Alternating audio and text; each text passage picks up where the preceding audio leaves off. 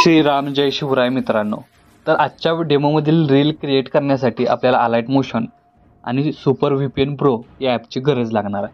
तर सगळ्यात पहिल्यांदा सुपर VPN प्रो हा VPN आहे तो ओपन करून घ्यायचा आहे आणि UK सर्व्हरला कनेक्ट करायचा आहे.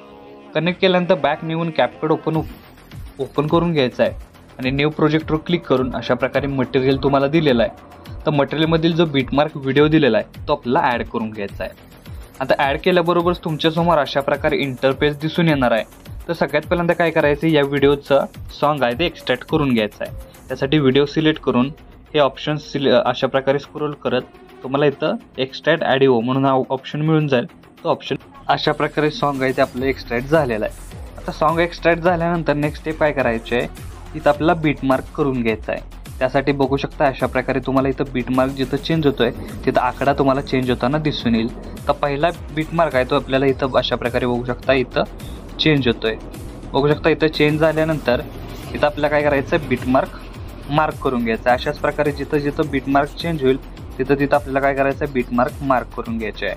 अशा प्रकारे शेवटपर्यंत मीही बीटमार्क करून घेतोय. तुम्ही अशाच प्रकारे शेवटपर्यंत काय करायचं आहे, बीटमार्क करून घ्यायचं आहे. तर अशा प्रकारे आपण प्रॉपर बीटमार्क केलेला आहे. तर नेक्स्ट स्टेप काय करायचं, प्रत्येक बीटमार्कमध्ये आपला इमेज रिप्लेस करायचा आहे.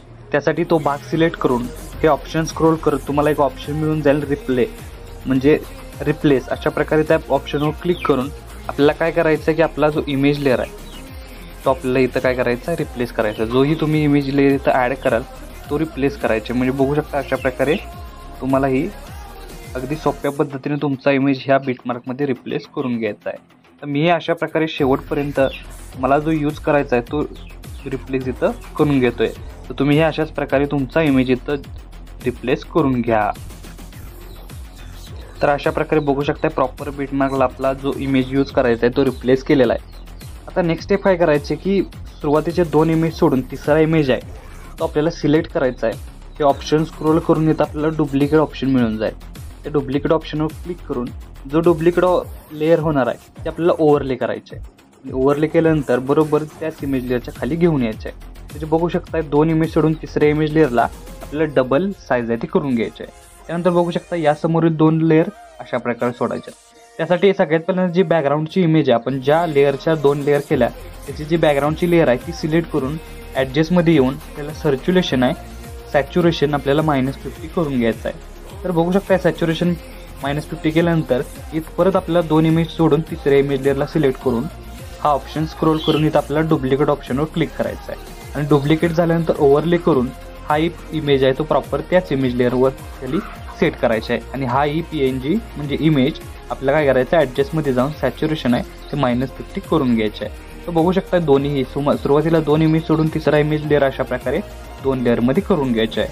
आता अशा प्रकारे यासमोरचा ही तिसरा इमेज लेअर मी अशाच प्रकारे करून घेतोय. तुम्ही अशा प्रकारे शेवटपर्यंत 2 इमेजमध्ये सोडून अशा प्रकारे प्रॉपर आहे तो करून घ्यायचा आहे.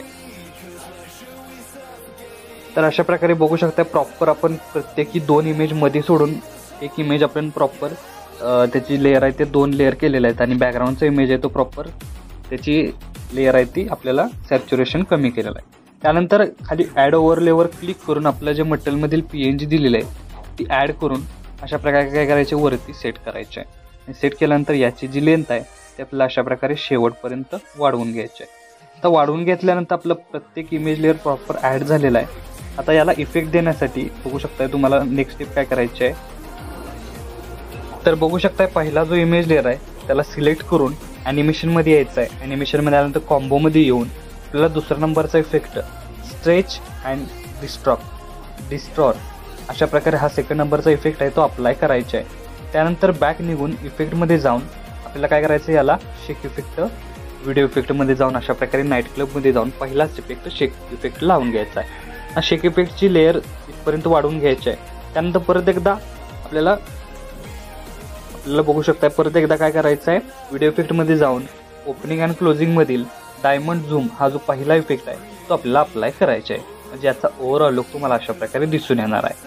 त्यानंतर सेकंड नंबरच्या इमेज लेअरला सिलेक्ट करून ॲनिमेशनमध्ये जाऊन कॉम्बोमध्ये जाऊन बघू शकता इन ॲनिमेशनमध्ये जाऊन रॉक व्हर्टिकली अशा प्रकारे थर्ड नंबरचा इफेक्ट अप्लाय करायचा आहे.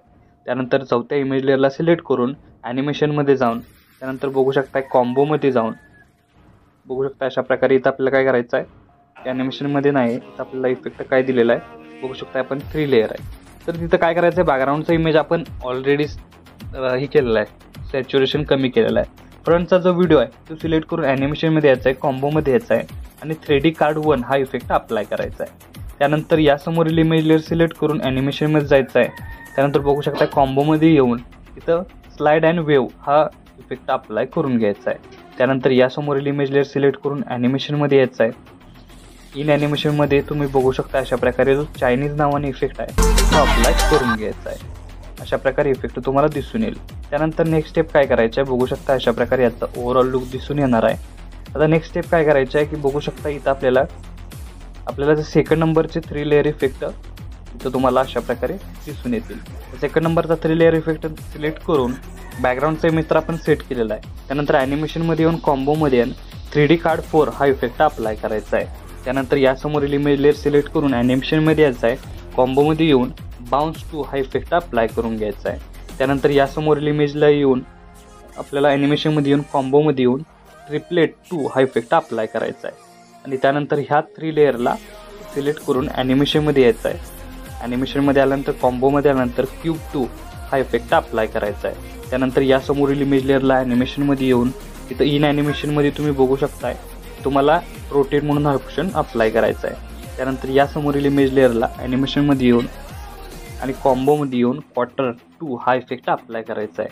त्यानंतर आता शेवटची जी 3 लेअर आहे त्याला सिलेक्ट करून ॲनिमेशनमध्ये येऊन कॉम्बोमध्ये येऊन ट्रिपलेट 2 हा इफेक्ट अप्लाय करायचा आहे. आणि अप्लाय केल्यानंतर शेवट म्हणजेच या व्हिडिओचा शेवट जी लेअर आहे त्याला ॲनिमेशनमध्ये येऊन इन ॲनिमेशनमध्ये येऊन रोटेशन ऑपरेशन बघू शकता, रोटेट ऑपरेशन अशा प्रकारे अप्लाय करायचं आहे. तर बघू शकता की स्टार्टिंगपासून याचा ओव्हरऑल लुक तुम्हाला अशा प्रकारे दिसून येणार आहे. तर नेक्स्ट स्टेप काय करायची की या दोन्ही इमेज लेअरच्या मध्ये जे ॲनिमेशन आहे त्याला सिलेक्ट करून कॅमेरा ऑप्शनमध्ये येऊन शेक इफेक्ट अप्लाय करायचा आहे. अशाच प्रकारे शेवटपर्यंत काय करायचं आपल्याला प्रत्येक लेअरला आणि प्रत्येक ॲनिमेशनला शेक इफेक्ट अप्लाय करायचा आहे.